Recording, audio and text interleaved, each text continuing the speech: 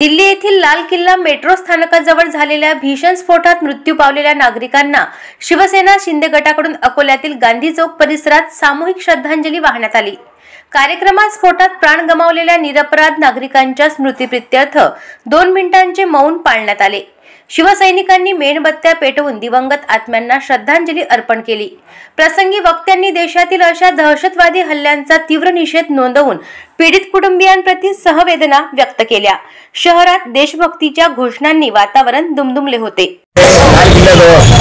अमानुषपणे bomb blast झालेला आहे। बम ब्लास्टमध्ये अनेक भारतीय वीरांवर दोघांना बळी गेलेला आहे। बळी जाऊनी त्या निरपराध लोकांची आत्म्याला शांती मिळो याकरिता आज अकोला आणि अकोला शहर शिवसेनेतर्फे आज आम्ही ते अकोला गांधी चौकामध्ये एक श्रद्धांजलीचा कार्यक्रम घेतलेला आहे। कोणीने मरण पावलेल्या लोकांना त्यांची आत्म्याला शांती मिळो याकरिता आज शिवसेनेतर्फे श्रद्धांजली घेण्यात आलेली आहे।